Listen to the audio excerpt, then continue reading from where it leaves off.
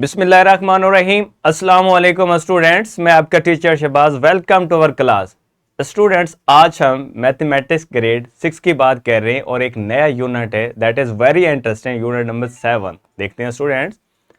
Unit name is the algebraic expression and linear equation. Students, इसका हम already एक एसओलो पढ़ चुके हैं जिसमें हमने लीनियर अलजेब्रिक एक्सप्रेशन और लीनियर इक्वेशन का आपस में डिफरेंशिएशन देखा कि कैसे इनमें फर्क क्या है दोनों में। आज बेसिकली आज का जो हमारा एसओलो है जिसकी हम बात कर रहे थे, लीनियर इक्वेशन को हम सॉल्व आउट करेंगे। तो देखते हैं स्टूडेंट्स, एसओलो स्टूडेंट्स हमारा solve the linear equation and apply then of the real life situations. Basically first of all तो लीनियर इक्वेशन हम देख लेंगे कि क्या है, उसके सॉल्यूशन पे जाएंगे और फिर लीनियर इक्वेशन के कॉन्सेप्ट को यूज करते हुए डेली लाइफ के अंदर हम कैसे अपने क्वेश्चन को स्टूडेंट सॉल्व आउट कर सकते हैं, दैट इज आवर एसओलो। स्टूडेंट देखते हैं first of all linear equation. Linear equation already भी स्टूडेंट्स मैं प्रीवियस एसओलो में आपको बता चुका हूं, लेकिन अगेन से इसकी मैं आपको डेफिनेशन और स्टैंडर्ड फॉर्म बताता हूं और देन नेक्स्ट हम इनके सोल्यूशन पे जाते हैं। Student, linear equation definition, an equation is said to be the linear.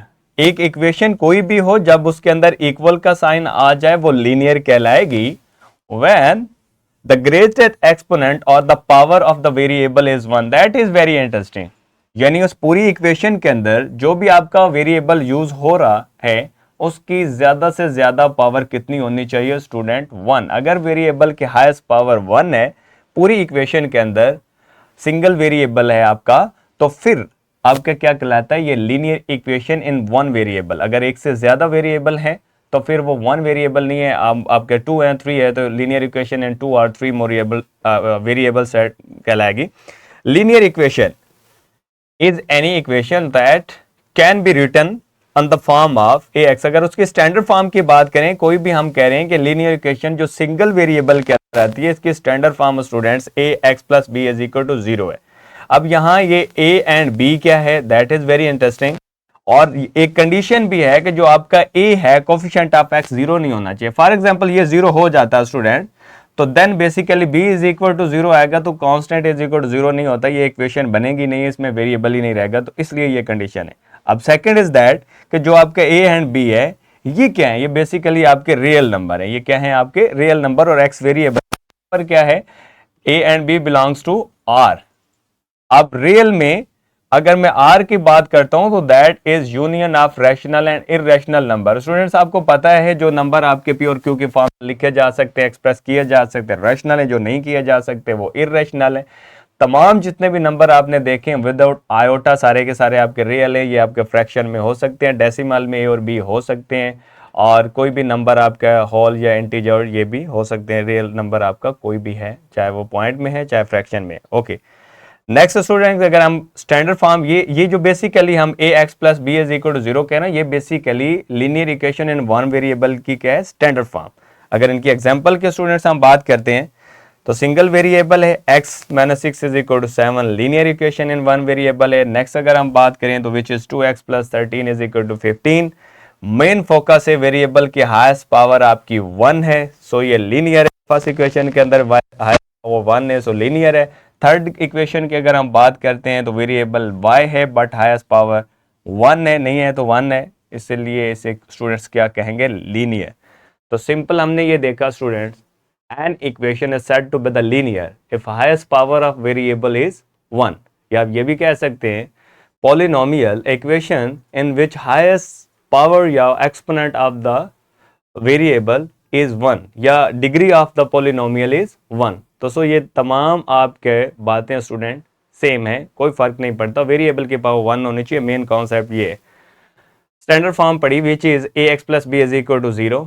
वहां x तो आपका वेरिएबल है, a एंड b क्या है? ये यानी कोई नंबर है। नंबर कौन से हैं आपके? वो रियल है, चाहे वो आपके रैशनल हैं इररेशनल हैं, तो कोई भी नंबर आपका क्या है? हो सकता है, but condition is that a does not equal to 0। कुछ एग्जांपल देखी, वेरिएबल पे फोकस किया तो उसकी हाईएस्ट पावर 1 थी और सिंगल वेरिएबल यूज हो रहा था, इसलिए स्टूडेंट ये आपके क्या हैं? Linear equation in one variable.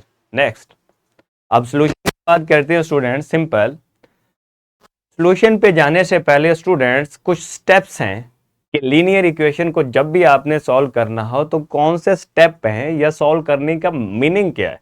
तो स्टूडेंट्स मीनिंग इज दैट कि जो भी पूरी इक्वेशन में आपका वेरिएबल यूज हो रहा होता है हमने उसको क्या करना होता है, आइसोलेट करना होता है। कुछ स्टेप्स हैं कैसे करना है मैं आपको बताता हूं। First thing is that to solve the linear equation we need to isolate the variable. हमने वेरिएबल को सेपरेट आउट करना होता है। फॉर एग्जांपल इक्वेशन में वेरिएबल एक्स है तो हम इसको क्या कहेंगे, सेपरेट आउट करेंगे। अब first step is that identify the variable. पहली बात पूरी इक्वेशन में आपने ये देखना है कि हमारा वेरिएबल क्या है, अननोन जो सिंबल है वो कौन सा है। First thing is that.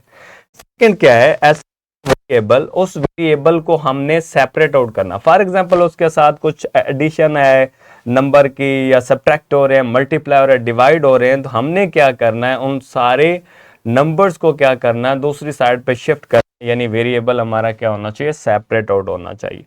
अब इसके लिए जो मैं बात कर रहा हूँ, अगर कोई कांस्टेंट ऐड या सब्ट्रैक्ट हो रहे हैं वेरिएबल वाली साइड पे तो वो दूसरी साइड पे मूव करवाएंगे, उनके साइन जो है वो आप क्या कर देंगे, अपोजिट कर देंगे। यानी ऐड हो रहा है तो सब्ट्रैक्ट हो रहा है तो वो आपका क्या हो जाएगा, जाके दूसरी साइड ऐड। सेकंड, अगर वेरिएबल के साथ कोई नंबर आपका मल्टीप्लाई या डिवाइड हो रहा है तो दूसरी साइड पे अगर हम स्टूडेंट्स को शिफ्ट करेंगे तो उसका भी ऑपरेशन चेंज होगा, यानी मल्टीप्लाई हो रहा है तो डिवाइड हो जाएगा, डिवाइड हो रहा है तो मल्टीप्लाई हो रहा है।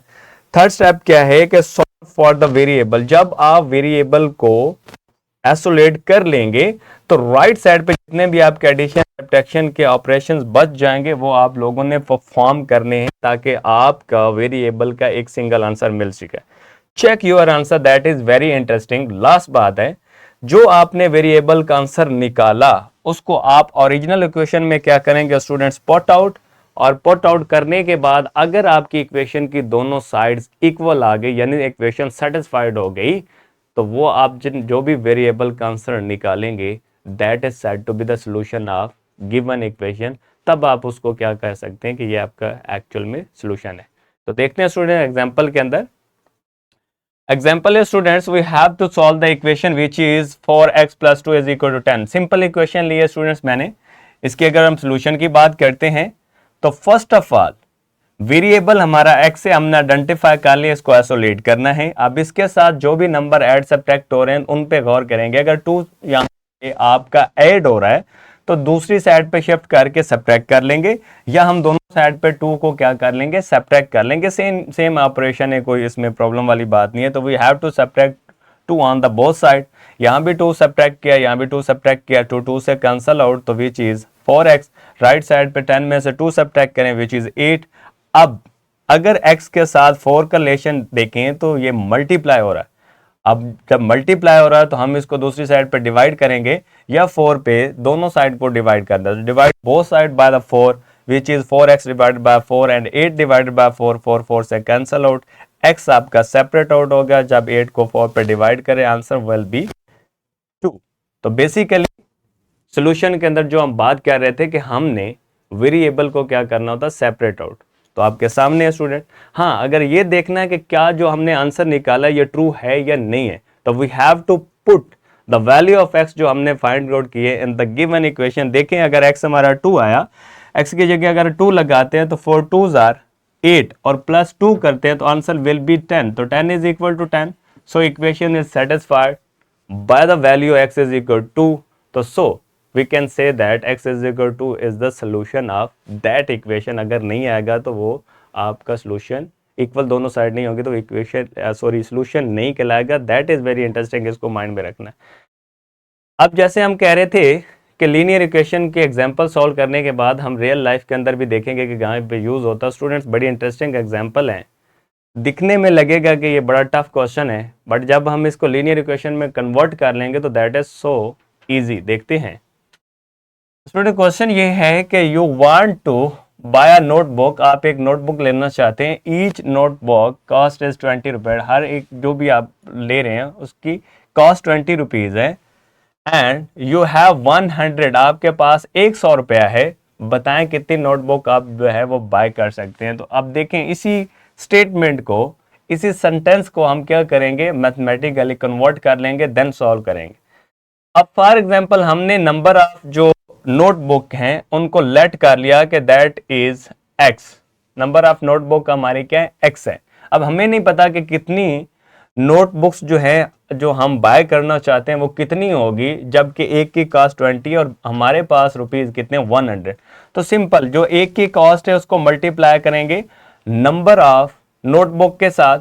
तो चूंकि हमारे पास जो अमाउंट है वो कितना है 100, सो आपकी इक्वेशन सेट होगी 20x इज इक्वल 100। हम x को ही आइसोलेट करना चाहते हैं यानी सेपरेट आउट करना चाहते हैं, तो 20 पे दोनों साइड को डिवाइड किया, जो ही किया तो स्टूडेंट 20 से कैंसिल x, और आपका 100 को 20 पे डिवाइड करने से 5 आ गया। तो सिंपल, अगर एक नोटबुक की प्राइस आपकी 20 रुपीज़ है और आपके पास 100 रुपीज़ है, तो आपने ये बताना था कि कितनी नोटबुक। आप वैसे इमेजिन तो कर सकते हैं 20 20 20 100 5 ही हैं, लेकिन मैथमेटिकली स्टूडेंट्स यूं आप पहले इक्वेशन को सेट करेंगे। अगर इससे ज़्यादा टफ क्वेश्चन भी आ जाता तो फिर ये तो अमाउंट आपकी थोड़ी दी गई है, यानी एक तो प्राइस कम है और फिर 100 है। अगर हम प्राइस भी बढ़ा दें और टोटल अमाउंट को भी बढ़ा देंगे तो फिर एट द एंड आपको कहीं मुश्किल होगा, ये एक से ज़्यादा चीज़ें भी पूछी जा सकती है। सो दैट्स वाई आप इक्वेशन में जब उसे सेट करेंगे तो ईजी होगा सॉल्व करना। नेक्स्ट,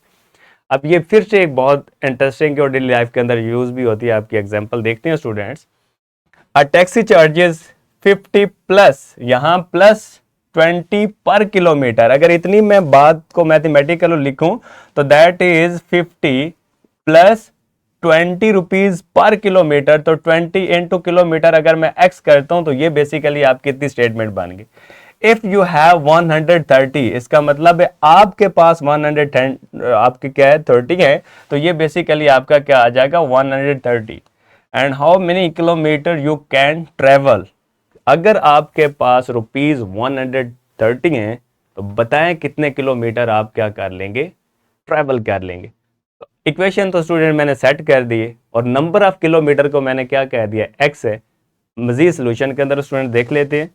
अब ये देखिए इक्वेशन वही सेट जो मैं आपको बात बता रहा था, यानी 50 प्लस 20 रुपीज पर किलोमीटर। तो किलोमीटर हम निकालना चाहते हैं, वो हमारा अननोन वेरिएबल है, उसको एज एक्स कह लिया। हमारे पास टोटल अमाउंट है दैट इज 120, तो यहाँ इक्वल आ गया इज, एंड यू हैव, जो भी मनी होगी वहां इक्वल लगाएंगे।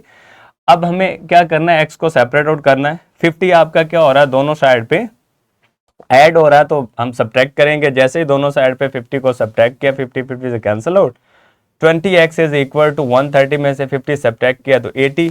अब 20 हमने क्या करना, दूसरी साइड पे जाके डिवाइड, या हम कहेंगे divided by 20 on the both side. जब हम डिवाइड किया तो 20 divided by 20 cancel out, x आ गया।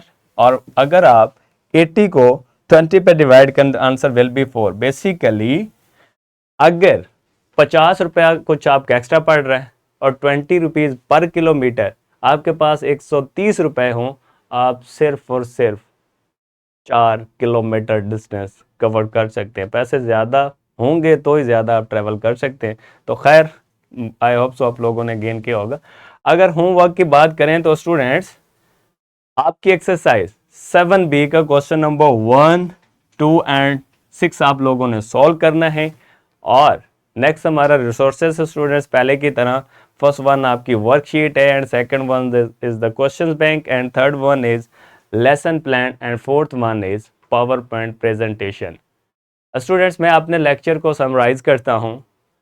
आज हमने लीनियर इक्वेशन का सॉल्यूशन पढ़ा इन वन वेरिएबल और कुछ उसकी एप्लीकेशन को देखा जो कि रियल लाइफ के अंदर है, जैसा कि मैंने बुक की एग्जांपल दी और साथ ही एक टैक्सी की जो ट्रैवलिंग थी, इतने पैसे आपके पास मौजूद हैं और पर किलोमीटर आपको 20 रुपीज़ लग रहे हैं, कुछ 50 रुपीज़ एक्स्ट्रा, तो बताए कितने हैं। तो सो सिंपल, जो ही हमने उसको इक्वेशन में सेट किया और जो हमारा वेरिएबल था उसको आइसोलेट कर लिया, तो वेरी इजी। अगर हम वैसे मेंटली कैलकुलेशन पे लग जाएं तो that is so tough, but आप इक्वेशन के अंदर उसे कन्वर्ट कर लेंगे, दैट इज वेरी इजी। आप उसे क्या कर सकते हैं, सॉल्व आउट। जहाँ तक रिसोर्सेज की बात है स्टूडेंट, आपको इसी लेक्चर के लिंक के अंदर, डिस्क्रिप्शन के अंदर ये तमाम चीज़ें अवेलेबल हैं, आप वहाँ से डाउनलोड करके इसे ज़रूर सॉल्व आउट करिए। मिलते हैं एक नए लेक्चर के साथ, तब तक अपना ख्याल रखिए। अल्लाह हाफिज़ एंड थैंक यू।